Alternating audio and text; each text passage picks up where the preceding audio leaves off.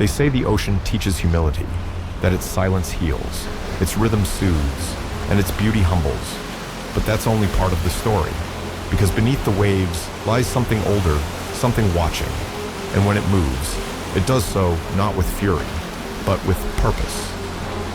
On a sunlit morning off the Pacific coast, 20 strangers boarded the Sea Lumen for what should have been the trip of a lifetime. Among them was Calla Whitmore, a wildlife photographer chasing her lifelong dream of seeing killer whales in the wild. She never came home.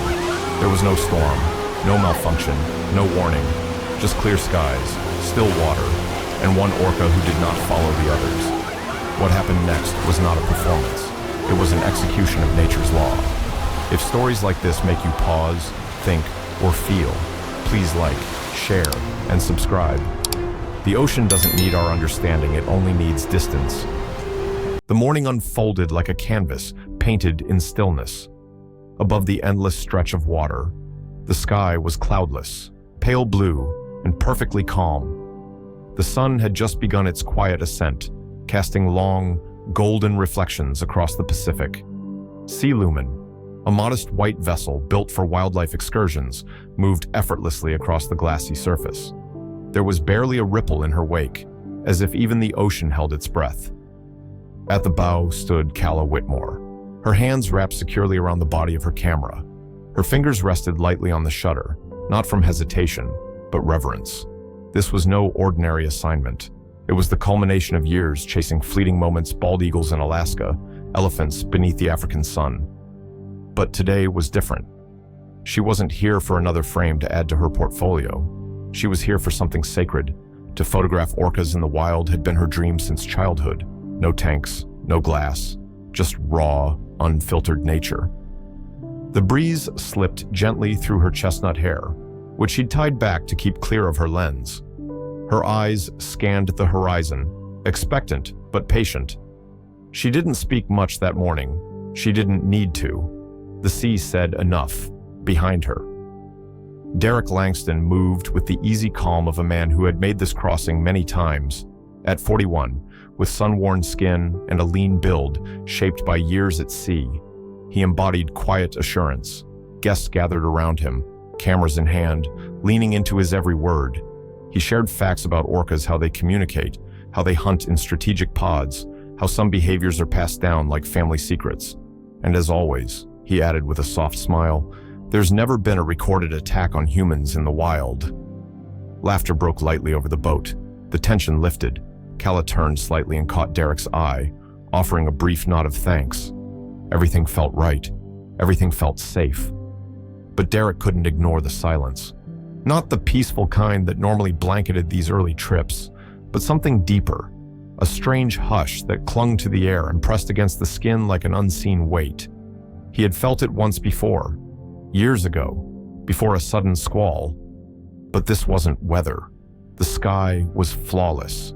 The sea was calm. Still, something felt withheld. He tried to shake it off, told himself not to read into things. After all, no storm, no warning, just another morning at sea. Calla leaned over the railing, angling her lens toward the horizon. Her heart swelled with anticipation. She thought only of beauty, of wonder, of finally standing in the place her childhood dreams had lived for years. She didn't notice the shape moving far beneath the boat, silent and still, not watching with curiosity but calculation. And though the water shimmered like glass, what waited beneath would change everything. The quiet hum of the engine was broken by a soft chime from the speaker system. A voice, calm, professional, echoed across the deck. Movement spotted portside. The passengers stirred instantly, shifting with a collective urgency toward the left rail. Their eyes scanned the water, breath held in anticipation. Calla raised her camera, already tracking the surface. Then they emerged. 6 orcas broke through the waves, their sleek black bodies cutting through the sea like ink drawn across parchment. The dorsal fins sliced upward with grace, glistening in the sunlight. There was a ripple of awe, hushed gasps, the excited shuffle of bodies trying to get a better view. The air filled with the staccato rhythm of camera shutters, each person eager to capture the fleeting beauty of the moment. Calla was among them, but not just watching. she was immersed. Every frame she captured felt alive water misting from blowholes, the synchronized rise and dip of a mother and calf, the gleam of white eye patches under the surface. It was unlike anything she had ever witnessed. It wasn't just beautiful, it was intimate. Behind her, Derek stood near the helm, hands folded over the railing. He watched, but not with wonder. His eyes traced the pattern of the pod, reading the fluid geometry of their movement. Most of them traveled in a loose arc, staying close together in a rhythm that was both elegant and familiar, but one didn't. A large male, noticeably older, drifted outside the pod's formation. His dorsal fin was taller than the others, the top edge jagged like a torn flag. He didn't follow the arc. Instead, he moved wide, slow, his path deliberate and solitary. Derek narrowed his gaze. The whale was circling not aimlessly, but with a kind of presence that felt more measured than the others. It didn't nudge, didn't play, didn't join the synchronized dance. It watched. Calla, adjusting her focus, caught sight of the lone figure. She clicked the shutter twice, then paused. Something about its distance from the group unsettled her. She glanced at Derek. "Why is that one off on its own?" she asked. He didn't respond immediately. His eyes remained fixed on the water, lips drawn in thought. After a moment, he murmured, "He's old." There was a weight behind the words, respect, maybe, but also caution. Calla waited, sensing more behind the silence. "He's testing," Derek said finally, quiet but certain. The orca's head surfaced, just for an instant. Its eye, jet black and unblinking, seemed to hold a thought, a calculation. It didn't glance, it studied, not with curiosity, but discernment, as if it wasn't simply aware of the boat, but analyzing it. Calla lowered her camera slightly, the image frozen in her viewfinder. The others on board saw majesty. Derek saw something else. Derek's hands tightened around the rail, the cool metal grounding him as his eyes tracked the older male orca circling the boat. Each pass brought the animal a little closer, its movements drawn out and purposeful. It wasn't matching the pod's elegant rhythm anymore. It was carving its own path, one that seemed to trace the shape of the vessel with eerie precision. The rest of the orcas had drifted farther back, still visible but distant, their dorsal fins cutting clean lines through the water like brushstrokes on a still canvas. They remained in sync, respectful of the space, their presence gentle, almost ceremonial. Only the old male defied that pattern. Calla stood a few feet away, her voice just above a whisper. "He's breaking away from the group," she murmured, like he's asserting something. Derek didn't answer immediately, but a slow nod acknowledged her words. His eyes hadn't left the water. His body was still, but his thoughts moved fast beneath the surface of his calm exterior. Calla turned toward him. "Is that normal?" He exhaled through his nose, but said nothing. Instead, he stepped forward toward the center of the deck, his voice rising just enough to carry. "Folks, let's all step back from the railings. Stay toward the center of the boat, just a precaution." Some guests obeyed without question, their expressions neutral, still caught in the spell of the moment. Others hesitated, too absorbed by the sight of wild orcas to register the undercurrent of unease in Derek's tone. The clicking of cameras slowed but didn't stop. A few people exchanged glances, unsure whether to be concerned. Calla complied, though she continued watching the lone whale. Her lens followed its shadow beneath the waves as it dipped out of view, then emerged again on the opposite side, moving in a mirrored path. There was no urgency to its swim. It glided like a thought lingering just out of reach, patient and deliberate. "It's scanning us," Calla said, more to herself than to anyone in particular. Derek looked at her. The steadiness in his eyes had faded, replaced by something quieter calculation mixed with unease. "Yes," he said simply.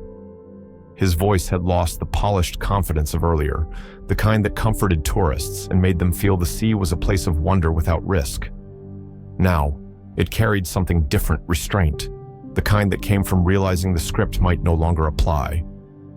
He glanced back toward the captain's window but didn't move, not yet. not without cause, but deep within. Something had begun to shift. It wasn't panic. It wasn't even fear. It was the slow unraveling of certainty, the kind that grows in silence, and the sea remained quiet. Derek approached the captain's cabin and tapped twice on the narrow window. The glass slid open, revealing the furrowed brow of the helmsman. "Let's start heading back," Derek said evenly. "Take it slow, toward the bay." The captain blinked. "Already we're barely halfway out." Derek hesitated for a breath, then replied, "Maybe not already. Maybe just in time. Back on deck." The mood had shifted.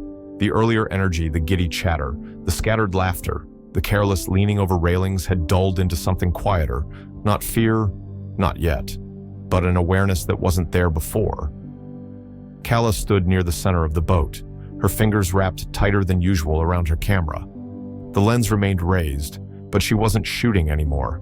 Her posture had changed, alert but uncertain. Like the moment before a question forms, one you're afraid to ask out loud.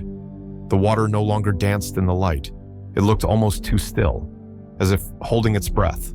A mirror, yet somehow dense. The orcapod had retreated into the background, drifting in a lazy crescent, far behind the vessel, all except one. The old male had returned. His dorsal fin carved deliberate arcs as he moved, each pass slightly tighter, slightly closer to the hull.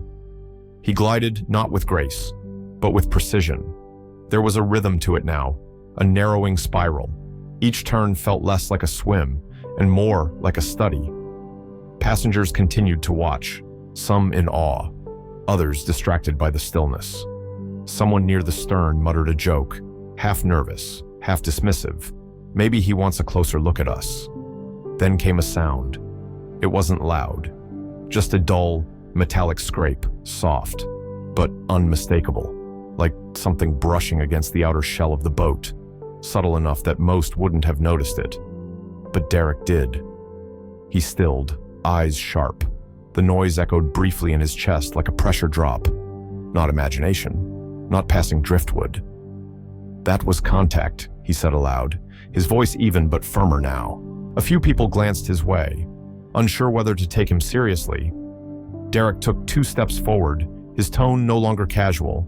"Everyone, step away from the edges. Right now. Stay toward the center of the deck. This time." The words didn't sound like a suggestion. Something in them left little room for questions. They came not from protocol, but from something older instinct, recognizing a shift too subtle for logic to argue with. The boat beneath them remained steady. The sky stayed clear, but something had changed.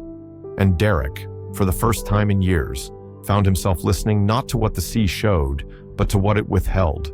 The stillness that had once blanketed the deck had begun to fracture, not with noise, but with sensation. It came as a shift beneath the soles of their feet, a subtle imbalance that told the body something before the mind could name it. The Sea Lumen tilted, not sharply, but enough to send eyes darting and hands reaching for support. The second impact was unmistakable, not violent, not yet catastrophic, but deliberate. The hull rocked under the pressure, pushing the vessel slightly off-center. A woman near the bow lost her balance and dropped her camera, the equipment skidding across the damp deck with a clatter that echoed louder than it should have. A few passengers cried out, startled more by surprise than injury. Calla gripped the railing, her knuckles pale beneath the pressure. Her breath caught in her throat as she stared down into the blue. "That wasn't a mistake," she said quietly, more a realization than a fear. "No," Derek responded, eyes narrowed. "It's deliberate. It's sending a message." He moved swiftly toward the wheelhouse, his pace measured but purposeful. He didn't shout. He didn't explain. He simply leaned in and gave the only instruction that mattered. "Throttle up. Head for the bay." The captain hesitated for less than a second. The low thrum of the engines rose, humming through the body of the boat like a warning bell. But the water was faster. Before the turn could begin, a third jolt came this time from directly below. The Sea Lumen lifted slightly, not by the hand of a wave, but by force from underneath. The deck lurched. Someone cried out in pain, their voice cracking in the air. Others stumbled, reaching for anything stable. The quiet control of moments earlier dissolved into sharp movements and short gasps. Calla staggered, but kept her footing. Her camera swung from its strap, thumping against her chest with each step she took to regain balance. Around her, the mood shifted entirely. What had once been reverence had hollowed into something colder. Eyes that once searched for beauty now scanned for threat. There was no scream yet, no stampede, but something ancient stirred in every breath, an old knowing, the kind that doesn't need proof to understand danger. Derek steadied himself at the console, glancing toward the horizon. The pod had reorganized, forming a broad arc just beyond visibility. Only the old male remained near, moving slower now, tighter in his circles. The sea no longer shimmered with promise. It watched. The deck had become a map of confusion. Movements overlapped in bursts, feet slipping, hands grasping for rails, voices rising without coherence. 3 passengers had already fallen to the floor, their limbs flailing in disarray, more from imbalance than injury. Someone's backpack was caught by the wind and sailed over the side, its weightless arc strangely graceful before vanishing into the sea. Calla remained near the bow, where she had stood from the beginning. Her grip on the railing was firm, knuckles taut, forearms locked in resistance. She hadn't spoken in minutes, her camera forgotten around her neck. Her focus was no longer framed through a lens, it was fixed on the shifting water, the line between surface and something unknowable just below it. A sound broke through the chaos, not a voice, not a cry.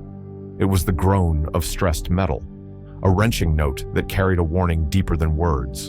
In the same breath, the boat leaned hard to one side, caught in an angle too sudden, too steep. The deck beneath their feet lost its axis. Calla's hands slipped. There was no time to shout, no pause to brace. One moment she stood braced against the storm of confusion. The next, she was gone. Derek turned at the sound, just in time to see it happen, not in full motion, but in fragmented stills. Calla's arms outstretched, her feet searching for grip that wasn't there. The camera bouncing against her chest, her face half-shadowed, hair breaking free from its tie. And then the sea took her. A single scream broke through the air, sharp and clear, a solitary thread of sound against the unraveling noise. Calla Derek's voice tore through the wind, but she was already beneath the waves. He rushed to the edge, eyes scanning, hands shaking without showing it. There was only water, wide, indifferent, endless. Not even a ripple marked her fall. No sign, no shape, just silence. The others around him stopped, their own panic arrested by what had happened. No one spoke.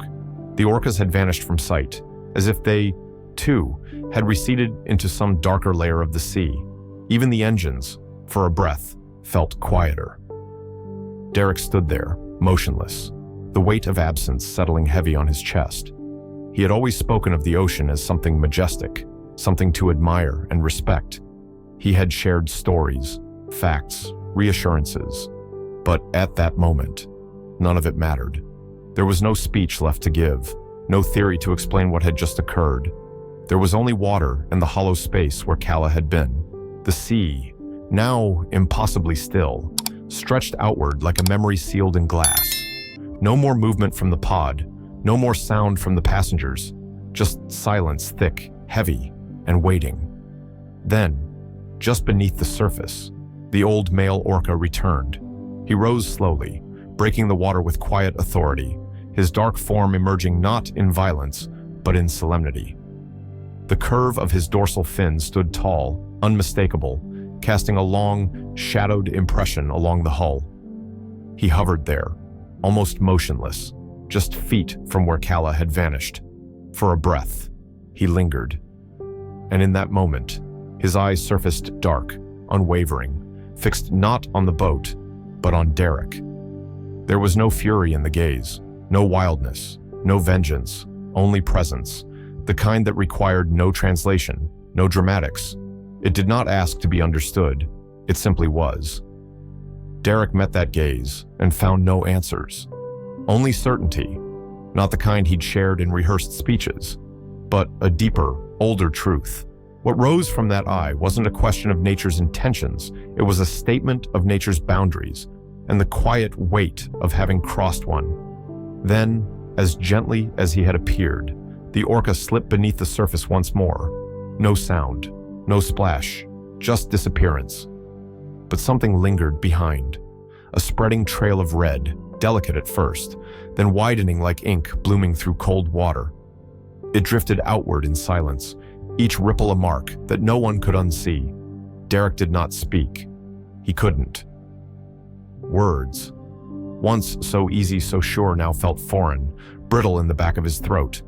He remained still, hands clenched at his sides as the image sank into him. He had always been the guide who brought people to beauty, who connected awe to understanding. But now, he saw what awe had never truly grasped. The sea didn't ask for reverence. It demanded respect. Around him, the passengers had fallen completely quiet. No cameras raised, no phones lifted. No one dared break the stillness. Even the wind, once playful, had drawn back. And no one, not one person, spoke Calla's name aloud, as if saying it would confirm what they all knew. That something had shifted, not just in the water, but in them. And that the ocean was no longer something they merely witnessed. It was something that had answered. The Sea Lumen crept back toward the harbor under a sky that remained clear, as if unaware of what had passed beneath it. The boat's bow bore the evidence of the morning's unraveling scratches along the hull, flecks of paint stripped away by pressure, by contact, by something older than understanding. No one spoke. Passengers sat or stood in silence, eyes fixed on no particular point, hands resting idly at their sides. Cameras, once gripped with excitement, now hung forgotten. The laughter that had danced across the deck hours earlier was gone, leaving behind only stillness, the kind that settles when there's nothing left to say. Calla's name was never written in any official report. There would be no autopsy, no final photograph, no list of facts to explain her absence. The sea had offered no witness, only a silence too vast to question. And in the absence of evidence, all that remained was memory raw, unresolved, and anchored in the minds of those who had watched her vanish. Derek stood alone near the railing, eyes cast toward the horizon that now seemed farther than it ever had. The ocean remained unchanged in appearance, blue, calm, unshaken, but he knew what it hid. He had spent years speaking of its beauty, its intelligence, its grace. But those words had never reached the part of the sea that answered only to itself. It had never needed his admiration. He understood that now. What they had witnessed was not malice. It wasn't a rebellion or a message in the way humans understood messages. It was something simpler and far more immutable, a boundary enforced by nature. One they hadn't seen or hadn't believed mattered until it did. Calla had come searching for beauty, not danger. She had chased wonder across continents, always with a lens between her and the wild. But that day, there was no lens strong enough to protect her from what she did not yet know, and the sea, indifferent to dreams, held her fast. The shoreline appeared slowly ahead, indistinct at first, then sharpened by proximity. People gathered their things in silence, their movements automatic, as if ceremony might somehow fill the absence left behind. But Derek didn't move. He stayed at the edge of the boat, watching the water still blue, still endless, but not innocent. He no longer felt like a guide. He felt like a witness. And somewhere below, beyond light and explanation, the ocean held a name it would never say aloud. She was never found. No body, no final photograph. Just a name spoken in past tense and a silence that clung to the decks long after the Sea Lumen returned to shore. Calla Whitmore came seeking beauty raw, wild, unfiltered. She believed, as many of us do, that nature, when approached with respect, will meet us halfway. But the ocean doesn't make promises, it doesn't forgive, and it doesn't forget. It simply enforces its boundaries quietly, unmistakably. This wasn't about a rogue whale or a freak accident. It was about a line crossed without knowing, a truth ignored too long. The wild does not exist for our awe. It exists for itself. We tell these stories not to frighten, but to remember. To remind ourselves that no matter how much we learn or admire, we are still visitors, temporary, small, and vulnerable. If this story stayed with you, if it made you pause, think, or look at the sea a little differently, don't forget to like, share, and subscribe. Because the more we listen, the better chance we have of not being silenced.